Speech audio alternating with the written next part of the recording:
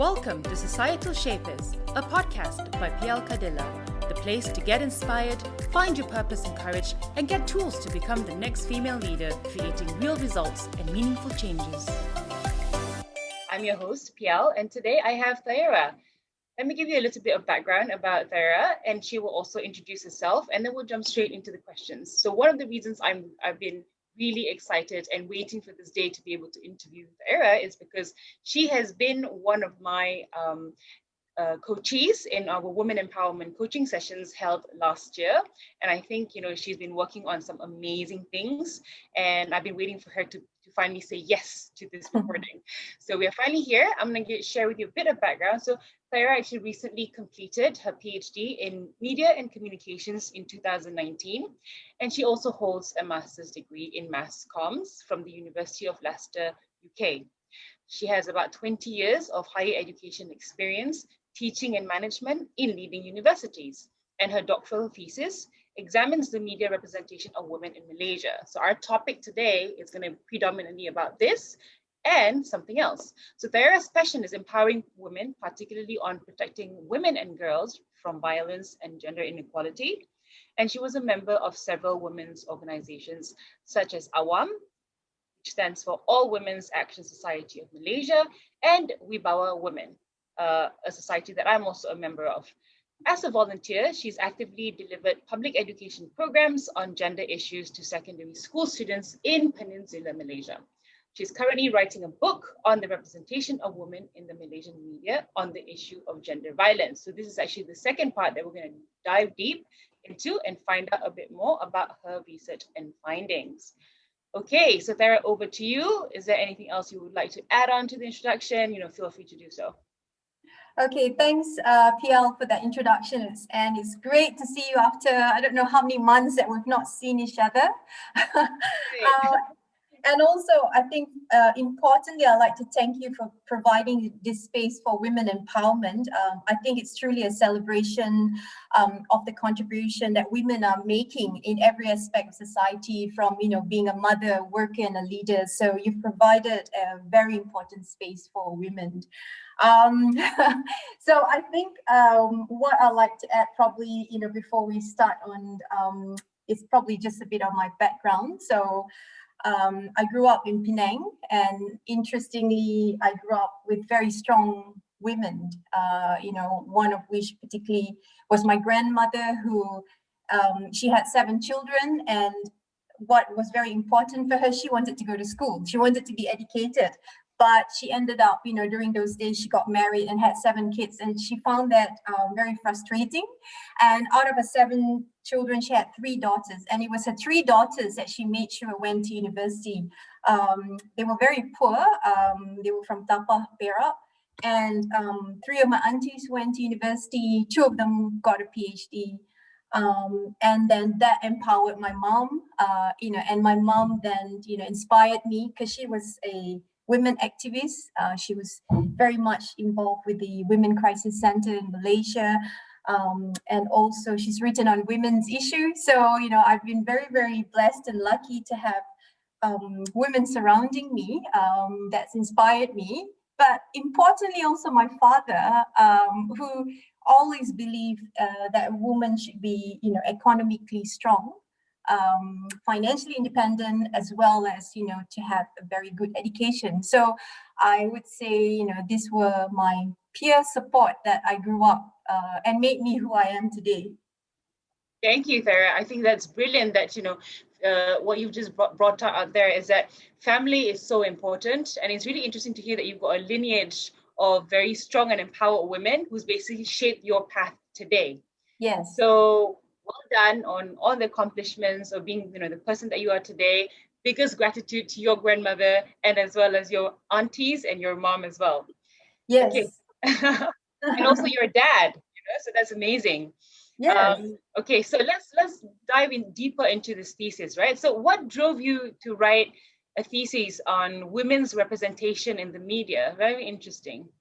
Okay, so I think, there were 2 main aspects of why I wanted to do a thesis in this area.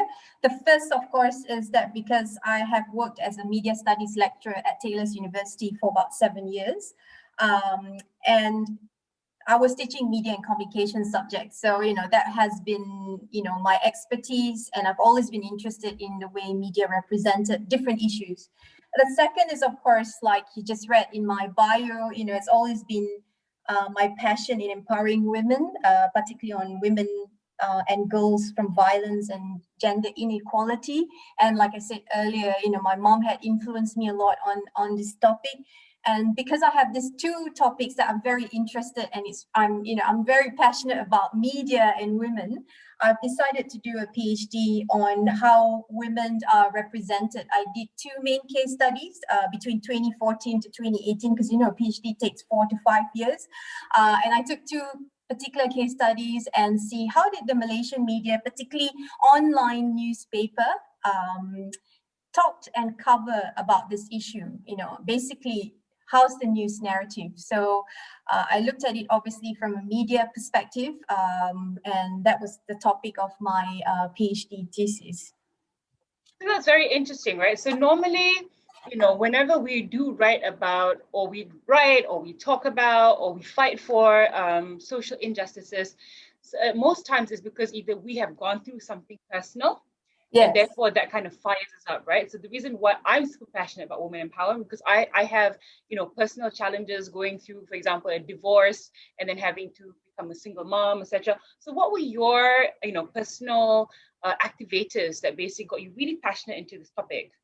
I think, I guess, seeing a lot of injustice living in Malaysia like you, looking at friends and families, and like you said, your personal experiences of women being discriminated on many grounds.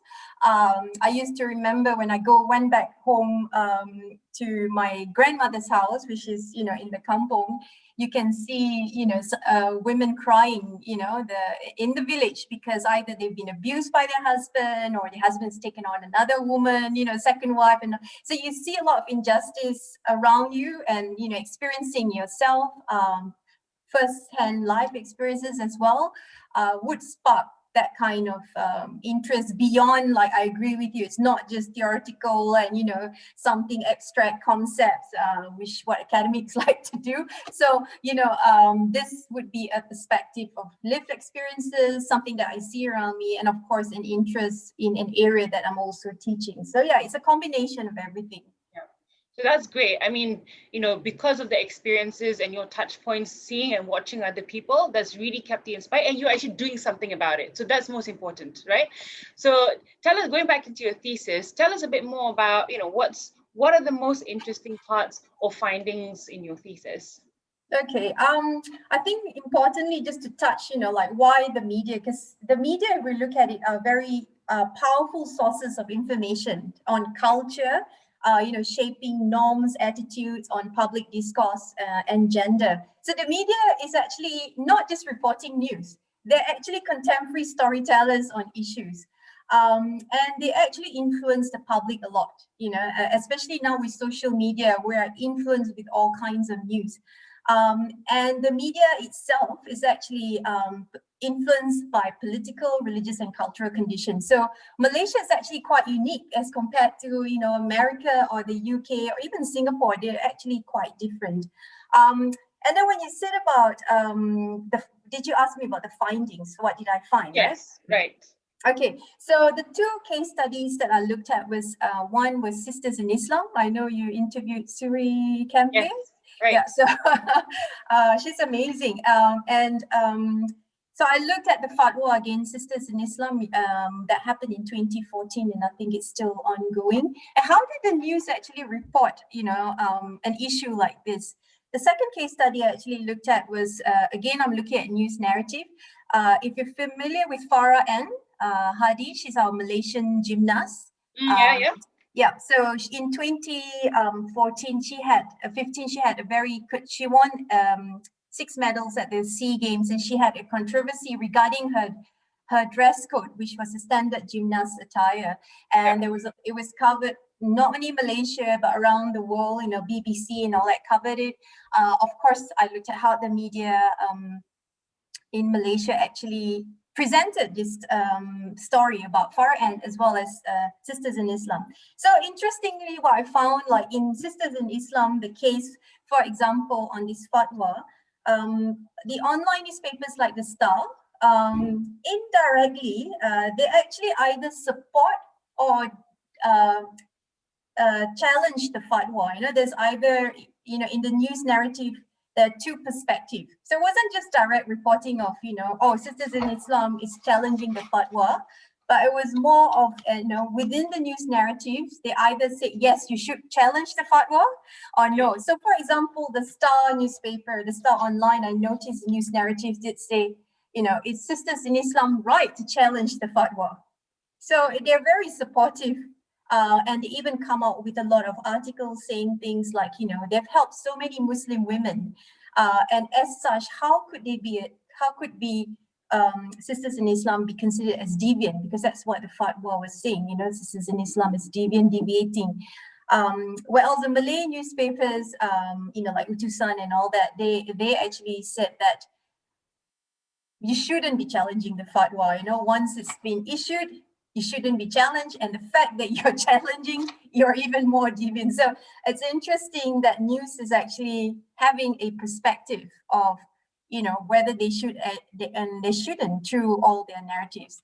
Well, with regards to Farah and Hadi, was very similar as well. You know, like the Star was very, in a way, indirectly supportive, saying that she should be allowed to choose what she's wearing. You know, whether she wants to wear a, you know, gymnast clothes or, you know, what else? The Malay papers again, they did not directly criticize her, but they did say Farah should have conformed to specific religious norms, you know, and follow that kind of attire rather than what she's wearing. So it's interesting, yeah. So this is really interesting, right? So how do you think that this has now shaped the general population of Malaysia, particularly Malay Muslim women? Well, I think the media themselves has a image of what a Malay Muslim woman is like. That was the interesting part. So a newspaper like the Star looks at a Malay Muslim woman that's more, I guess, moderate and liberal in terms of her understanding. Whereas the Malay newspapers have a more I think, you know, it's more of a Malay woman that's compliant to all the norms and religious and cultural norms. So the media themselves is not a homogeneous understanding of what Malay woman is. They all have their own concept. And I thought that was very interesting. So there's not one idea. There's, you know, many ideas of what a Malay woman in this context, or like Sisters in Islam, should be like. What should, you know, Sisters in Islam should do when this happened to them. Yeah, so that's interesting, right? So, you know, as we mentioned that how you know, media shapes our narrative of what a Malay Muslim woman should look like. Yeah. And so as a result of this, do you think that it has also influenced the way how the Muslim Malay women today think? And therefore, are we actually progressing, or are we actually digressing as a society? I think, you know, again, the media, depends what media people are reading, because as you know, none of us read across. Like I looked at 10 media, so you know, you have, I'm sure, like you have particular media that you look at, you know, like, you know, friends more Malaysia Kini, some more Star, and some of my friends read more the Malay papers. So I think, you know, that shows the inclination of what you're reading and how it influences you, because the readers themselves are different. Whether Malay women are progressing or they're not progressing, I think that looks at more of the, you know, the whole societal structures and you know, laws that's existing as well, because the media, it's more of a storyteller function, but beyond that there are other issues that affects women, as you know, like, you know, laws like, you know, child bride and all that. So that's itself is a different platform altogether. Yeah. So when you looked at these case studies, did you also have to suggest solutions, come up with recommendations in terms of, you know, so what was the conclusion of it? Well, I guess in media studies angle, we usually would suggest studies in the future. So obviously I was looking at the time of Najib's era during his administration, where, you know, at that time, politically, religious and culture was very different. And now we have a total different political landscape altogether. So there is a lot of what you call suggestion of having research done in this current context. And that's what I was promoting or suggesting in terms of my research. And of course, the research is something that you can duplicate, which means that whatever I've done in terms of the methodology and the structures and all that is something that you can duplicate and do it something existing now under a different political structure. So in terms of, you know, what I'm also very curious, right? So we know that there are biases, particularly in the media, depending on, you know, what their narrative of a Malay woman should look, right? So in terms of our personal experience, so kind of like cutting into the real thing, the real talk, right? As being an urban-based, growing up in the city and having, you know, friends who've been quite privileged, etc., we have a very different outlook towards what modernity actually represents and entails, you know, in terms of like the freedom of how we practice the religion and how we express our interpretation of our belief in our religion. And so what I also see in terms of the narrative of the Muslim Malay women is that it seems to kind of like also change with seasons according to the political leadership, as you mentioned, right? Yes. So previously, you know, under the Najib's government, and today we have a different political party, and so it seems to like also shift and shape the way how women are perceived. So, for example, you know, we have a new women minister that leads our Ministry of Women and Family Affairs. And so, you know, when she started out, there were some things which were, I feel personally, derogatory towards women and the way how we should behave around our husbands, right? Yes, and during so, the MCO, yeah.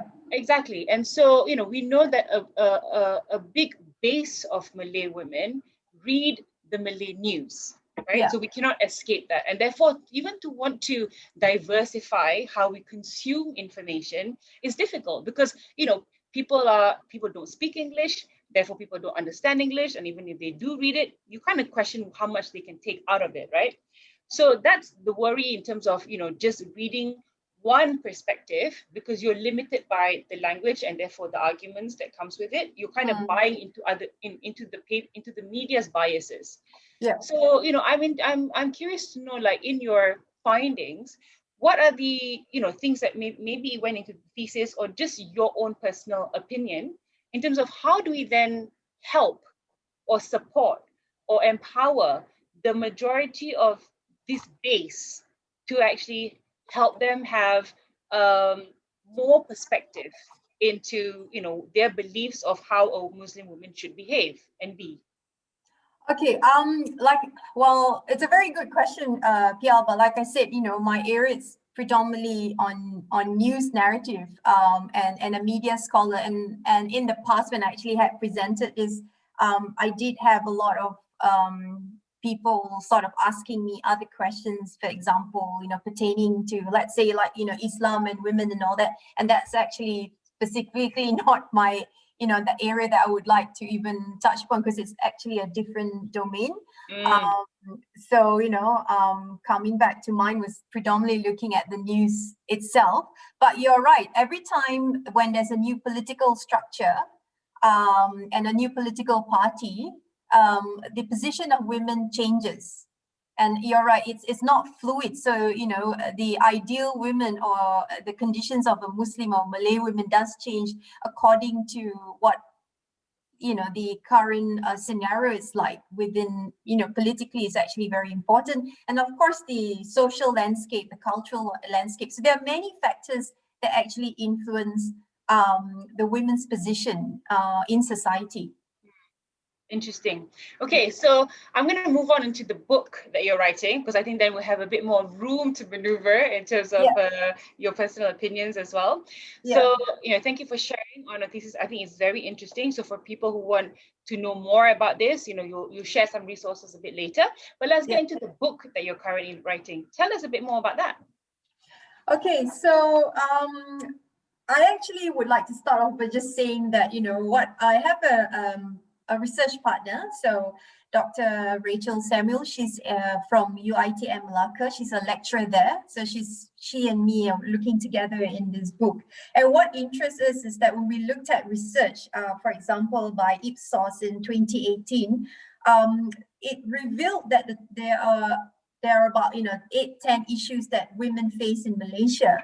But in terms of their study on women's equality issues in Malaysia, the top 3 was on sexual harassment.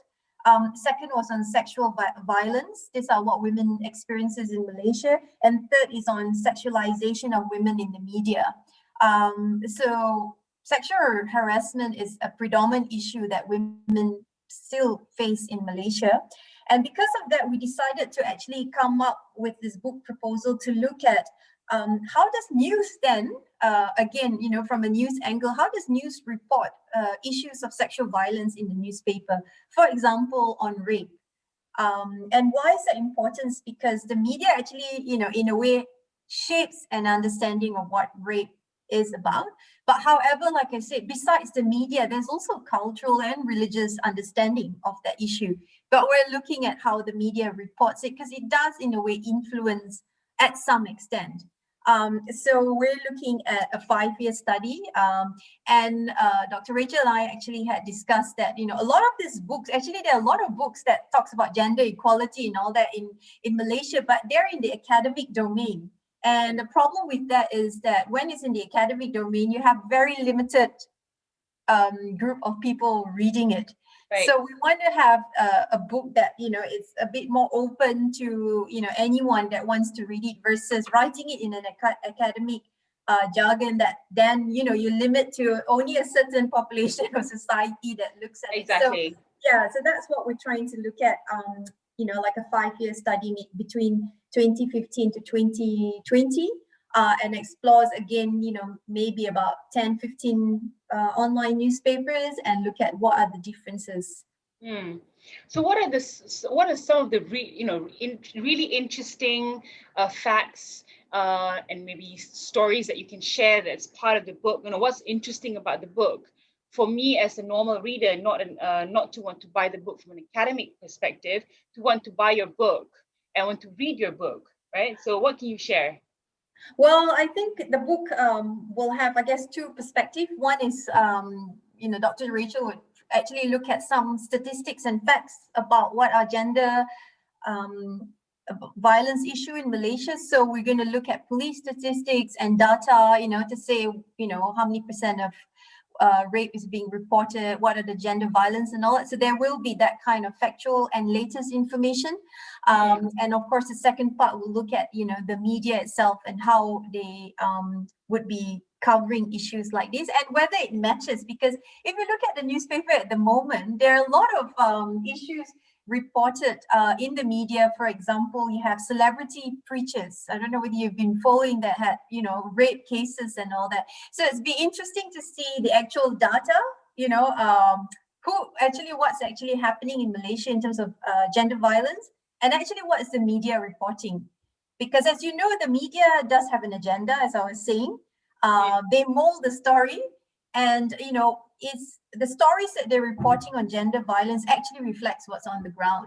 And of course, a book like this, there's very few books like this being written in Malaysia. There's a lot of books like this being written in, in America, in the UK and so forth. So this is actually a different perspective of, talking about issues like this.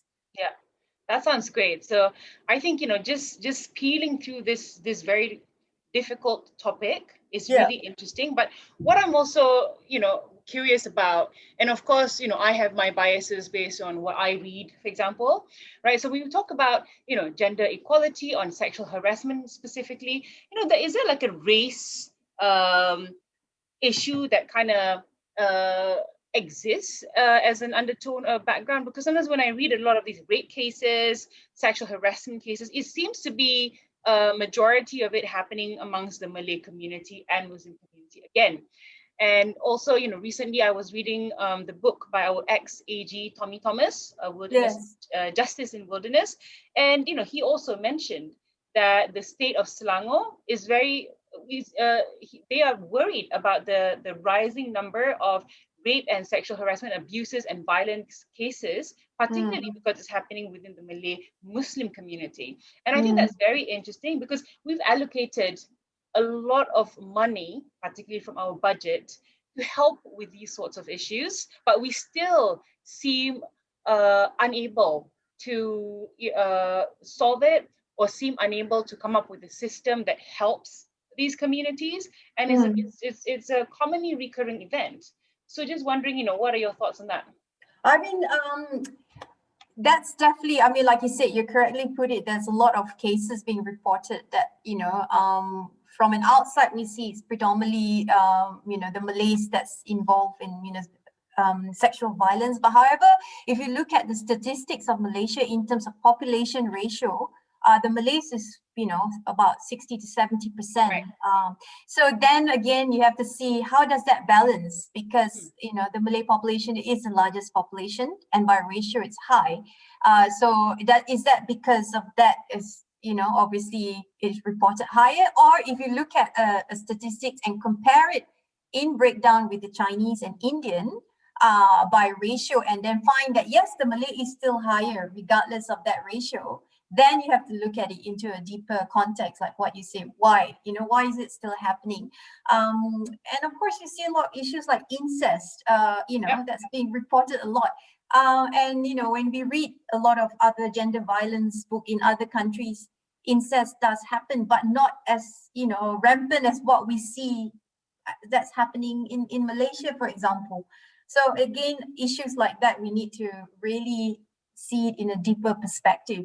Yeah, but I find we're not really getting into like the why, right? So I'm still trying to understand. So, let's say there's 10, out of like 100%, right? 60% Malay. So if I was to read, cases about rape, sexual harassment, or sexualization of women, then I should, following the statistics, I would read 6 stories about the Malays, 3 stories about the Chinese, and maybe 1 or 2 stories on the Indian.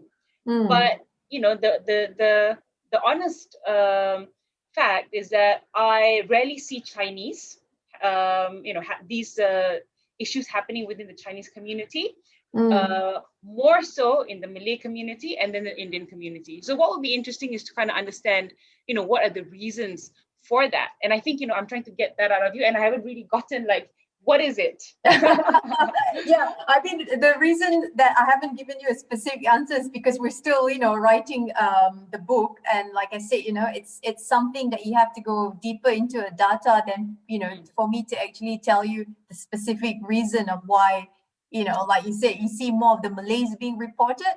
And it'd be interesting to, once we finish it, I can tell you exactly what our findings are. Okay, so we have to have a second recording, second podcast session after the findings. So when will this book be ready? Well, we're looking at it within, usually a book takes between 1 to 2 years. It's not a short-term thing. So we're looking at that kind of timeline. Okay, so 2022? Yeah. Okay, great. So to all the audience, I hope you also, all of you would also be looking forward to reading this book as I am.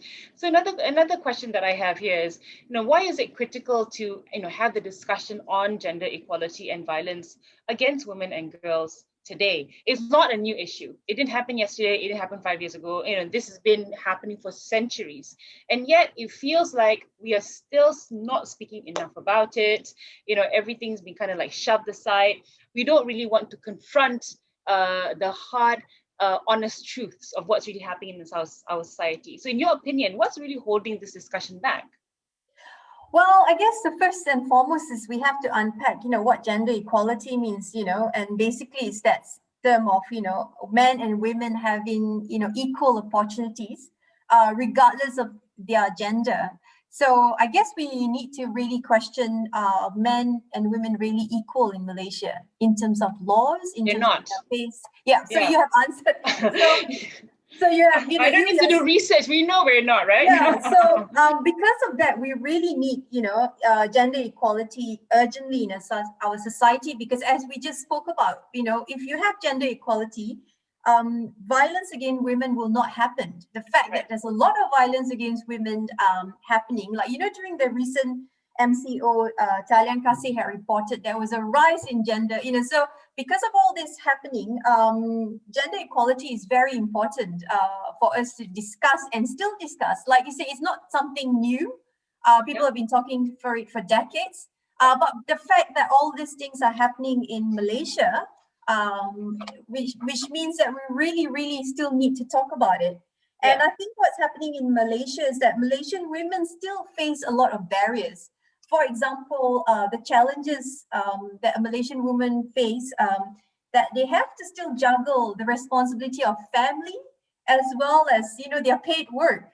That itself, puts a lot of women back a step.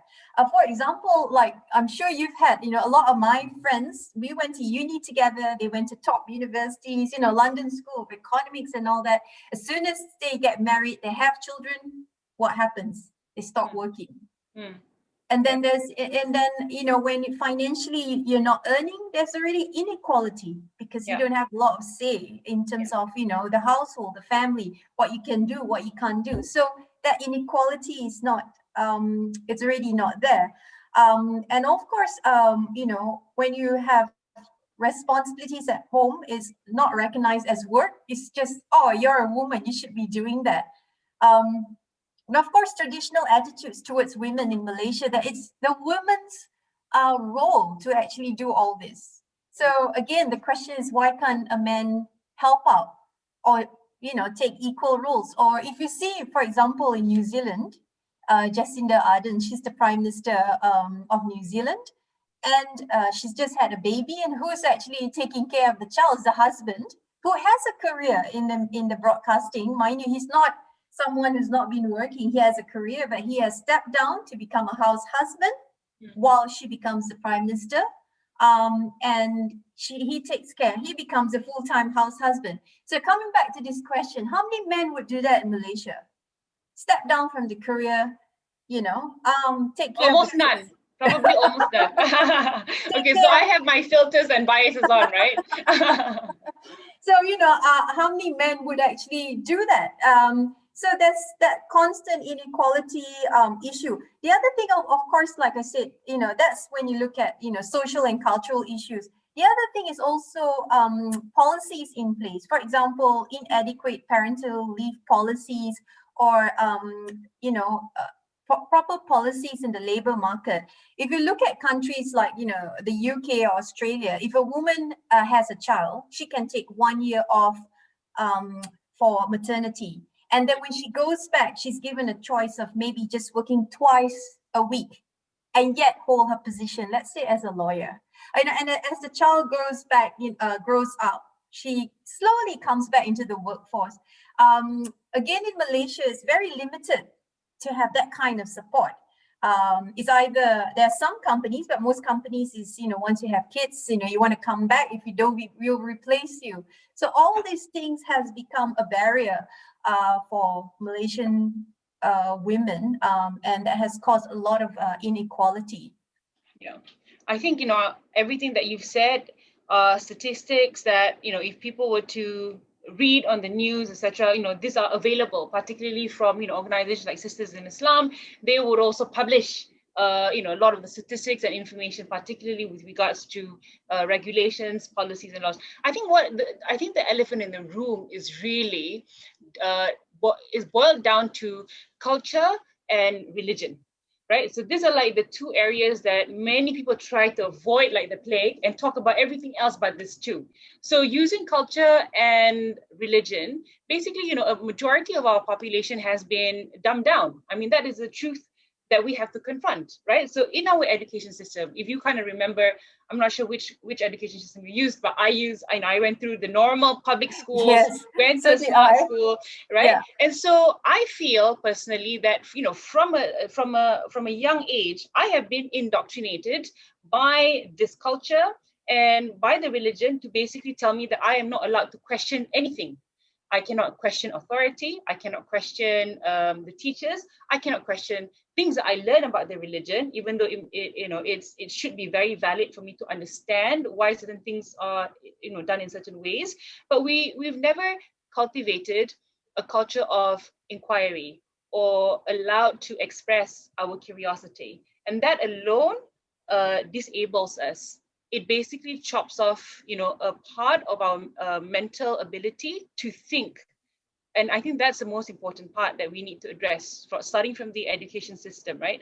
And the way how, a lot of things that you brought up, which is the expectations on women. So that role in terms of reversing it, or not reversing it, or just like, bringing women, giving women the equity so that they are able to, be at the same platform as men. No, men and women are not equal, but on the same platform in terms of like responsibilities, in terms of, career progression, in terms of work responsibility. So what is it that's preventing us or preventing that from happening? What is the real crux?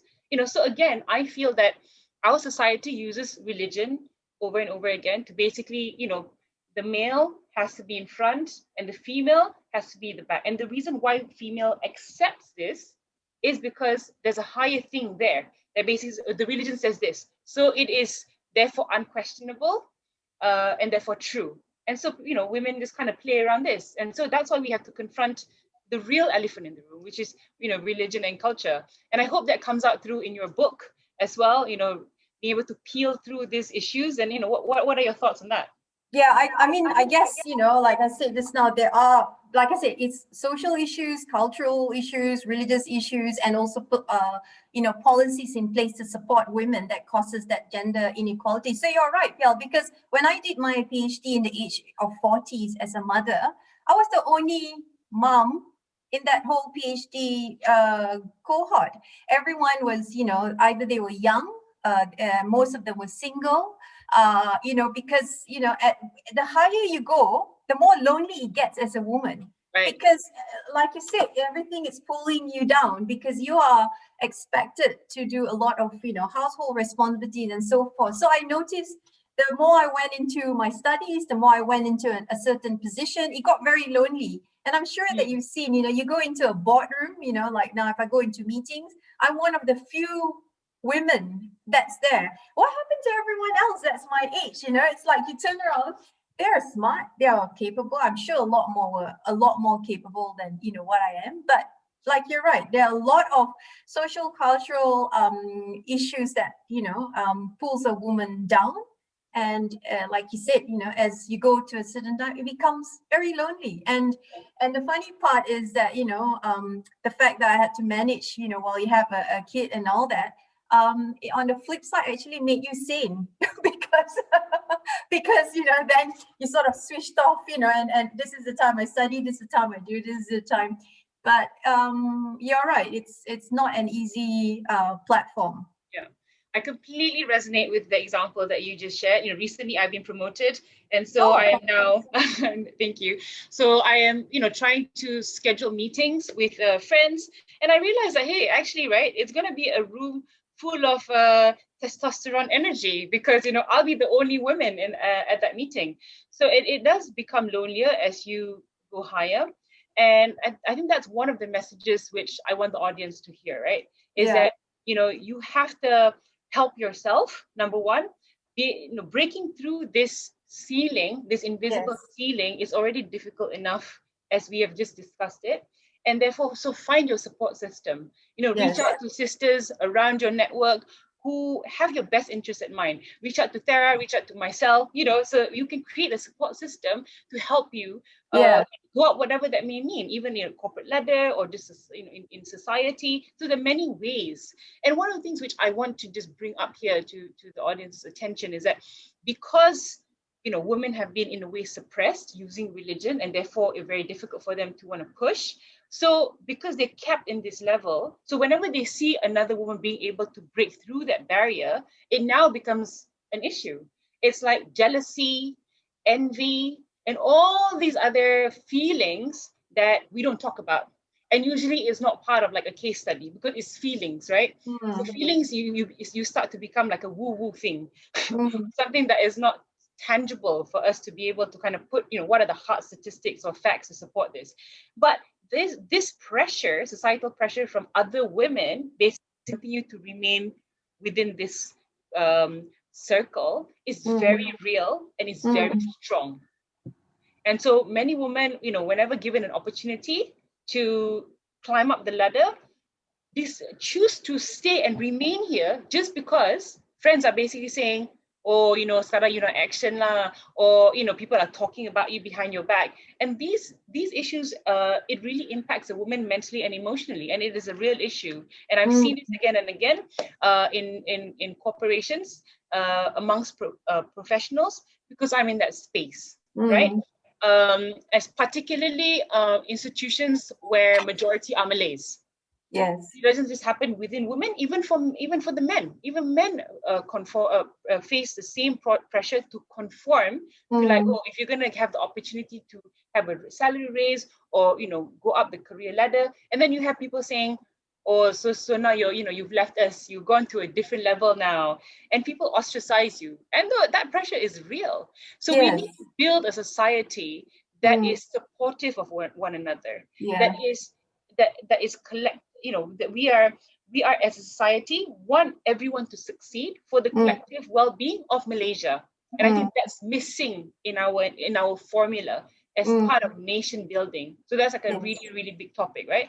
So I just like to add, you brought a very interesting point. I think, as a woman, one of the most important things you need to have is courage. Courage not to go against the tide, courage to, to stand strong, and, courage to have your voice heard. Like you said, you go into a board meeting, you always have to have the courage to speak up and to make sure you're taken very seriously. I agree with you at the point of, when you are going up the ladder and you need support. For example, you have 3 kids at home. I think what I've learned is that, it takes a village to raise a child. And you can tap on a different energy, a positive energy of having a tribe that to help you in that position of, when you have kids. It's not necessarily a tribe of just a husband or your partner, but a tribe of supportive people. It can be auntie, uncles, friends, best friend to help you in that tribe or in that village while you go up, to help raise your kids in the meantime. Yeah, so I think that's a great important addition point that you made there. I was going to ask you, so what are the 1 or 2 profound messages you'd like to leave the listeners with? I think you've covered a lot there already. Yeah, but is there any more that you'd like to add? Maybe something that you prepared? Like I said, I think that tribe thing is important. It's a collective energy that's, the most important for women empowerment. You can't do it alone. It's impossible. And collectively, we can be empowered and tap on the positive energy. Like you said, there's always energy out there that wants to bring you down, regardless of gender. Because like you said, men and women go through that. I mean, my male colleagues also said they have people. So I think if you have tapping on positive collective energy, having the courage, and that would give us a lot of empowerment, and that can lead to gender equality. Yeah, thank you. I think that really wrapped it around nicely in terms of, we went big and then we narrowed it down, peeled through all the, difficult conversations, elephants in the room, and then so we've come full circle. Thank you so much, Thaera, for being with us this afternoon. One last question, right? So are there any best that you would recommend, or in your recommendation, books, non-academic books, for those who'd like to take the understanding and discussion further? Okay, non-academic books. All right. I think one interesting book that if the listeners would like to read is The Moment of Lift by Melinda Gates. Have you read? I haven't. Okay. So she actually talks about the same thing. When you lift up a woman everybody in the family, in the community, will be lifted. Like I said, the empowered woman.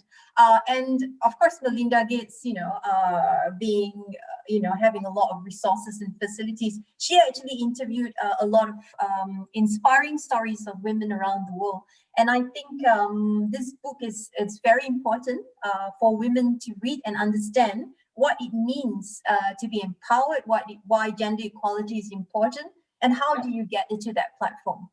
Great. Thank you so much, Thaera, for your time. I've taken copious notes for me to be able to extract all the great quotes. So I hope the listeners and the audience have enjoyed our session.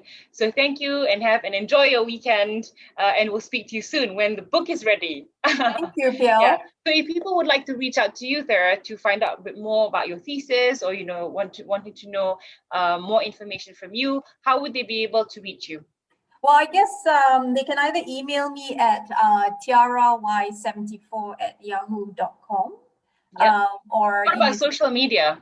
Are you on social media? I'm on Facebook. So either, send me a message through Facebook.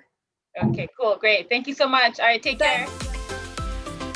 Thank you so much for listening in. If you liked it, give it a thumbs up, subscribe, leave a comment, and share with your friends. Be sure to tune in to the next episode. And to find out how to be part of Societal Shapers, head to www.plkadilla.com and check out our coaching programs. Catch you soon!